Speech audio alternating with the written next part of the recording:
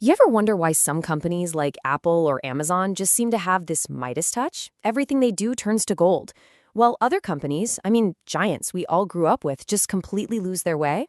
Well, the answer almost always boils down to one thing: their marketing strategy. And I'm not just talking about flashy ads, I'm talking about the fundamental game plan for winning in the market. So let's dive in and unpack the playbook that separates the legends from the has-beens. Okay, let's start with a number, a really big number: 9.5 billion. That's how much Hewlett Packard had to write off in a single quarter back in 2012. Now, that's not just a bad day at the office, right? That's a five-alarm fire. It's a symptom of something deeply, deeply broken in the strategy. It just goes to show you how astronomically high the stakes are when a company's vision gets blurry. And this quote right here, it just nails the problem. You've got HP, one of the original Silicon Valley pioneers, totally adrift. A catastrophic acquisition, their core PC business collapsing, and a real failure to see where the world was heading. This is what it looks like when the thread connecting what a company makes and what the world actually wants just snaps. So this brings us to the big question we're tackling today. How on earth do these titans of industry, these household names, stumble so badly? Look, it's not because they don't have smart people or enough money. It's a failure in strategic planning. And today, we're going to break down the exact process, the playbook that prevents these kinds of disasters from ever happening. So here's our game plan. First, we'll look at why these giants stumble. Then, we'll get into something called the value delivery process, super important.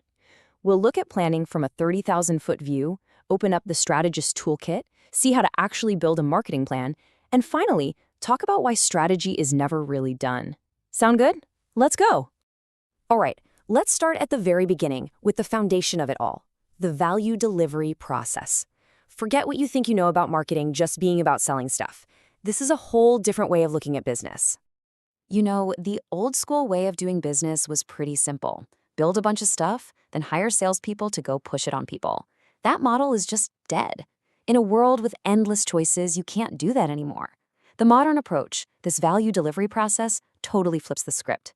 Marketing comes first. It's all about figuring out who your customer is and what they truly value, way before you ever design a product or write a single line of code. And it really breaks down into three clear steps. First, you choose the value. This is all the homework. It's segmenting the market, targeting the perfect customer, and positioning your brand in their mind. Then, and only then, do you provide the value, with the actual product, the pricing, how you get it to them. And finally, you get to communicate that value with your advertising and sales. It's a huge shift from let's push products to let's solve problems. So now let's zoom out and see how this core idea gets built into a blueprint for the entire company.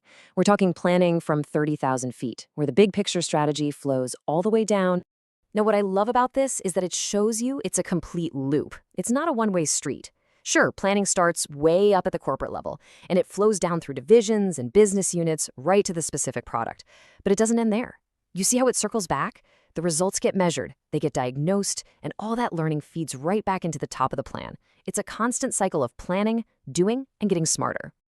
A huge part of that high-level planning is answering a really simple question.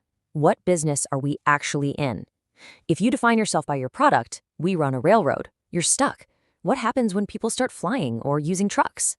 But if you define yourself by the market need, we are a people and goods mover. Suddenly, a whole universe of possibilities opens up. You could get into trucking, air freight, logistics, you name it. It's the difference between selling a thing and solving a problem. And that big picture market definition gets baked into your mission statement. But listen, we're not talking about some fluffy corporate jargon that gets framed on the wall. A good mission statement is a tool. It's focused. It highlights what you stand for. It defines your playground. It thinks long term. And, maybe most importantly, it's short, memorable, and actually means something.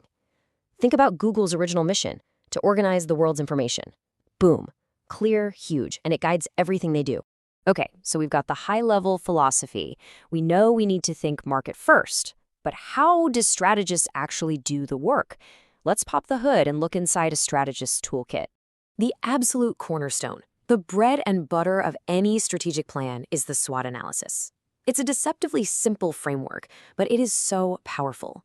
It forces you to take a brutally honest look at your internal world, your strengths and your weaknesses, and then look outside, at the external environment, the opportunities and threats that are out there in the market. Let's make this real with a classic example. Think about Dell back in his glory days. What were their strengths? A killer direct sales model and mass customization. Their weakness? Honestly, a weaker brand than the big guys, and no friends in retail. Now look outside. The opportunity? A whole new market of savvy consumers who wanted to buy PCs online. The threat? Tons of strong competitors. You see how this strategy just writes itself? It's screaming, leverage your direct model online to capture that new market. So after you do your SWOT, you very often find this, a gap. This chart shows it perfectly. That bottom line, that's business as usual. That's where you're going to end up if you just keep doing what you're doing. But that top line, that's where you want to be. And that big space in between, well, that's the strategic planning gap. That's the growth you have to go out and create. So the multi-billion-dollar question is, how do you do it? How does a company actually fill that gap and find that growth? Well, there are basically three main paths you can take. First, there's intensive growth.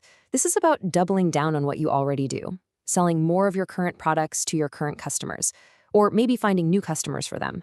Second is integrative growth. This is when you start acquiring other companies in your orbit, like buying your main supplier or a key distributor. And third, you've got diversification growth, which is the boldest move, jumping into totally new businesses that seem attractive. Each one is a different tool for closing that gap. And if you want to see a masterclass in using all three of these growth strategies, you have to look at ESPN. Seriously, they started with one cable channel, classic intensive growth. Then they launched more channels, a magazine, a website, a radio network, more intensive growth. They bought up companies that helped their business. That's integrative growth. And then they launched things like restaurants and video games, pure diversification. They used every tool in the book to go from one channel to a global empire. Okay, so you've done all this deep thinking, all this analysis. All that work has to end up somewhere. It has to be distilled into the final playbook, a single coherent document that literally everyone in the company can get behind and follow. And this is what it looks like, the marketing plan. It's the physical blueprint.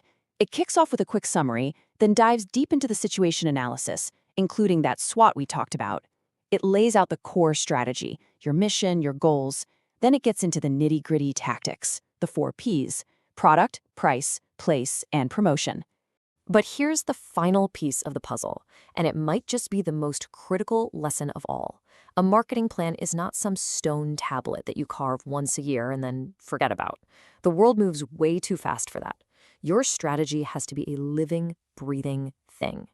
I mean, just look at Garmin. For years, they owned the market for those little GPS devices you stuck on your dashboard. Then, bam, smartphones with free maps came along and basically threatened to wipe out their entire business overnight. A static, rigid strategy would have been a death sentence. But they pivoted. They were smart. They saw a new opportunity to embed their best-in-class GPS tech directly into car dashboards, partnering with automakers. They adapted their strategy to a new reality. And they not only survived, they thrived. And that really brings us to the final thought. This playbook we've just walked through, it's incredibly powerful, but it's only as good as its ability to change and adapt. So the question I want to leave you with is this. Is the strategy you're following for your business, your brand, maybe even your own career, is it actually keeping up with the world, or is it slowly becoming a relic of the past?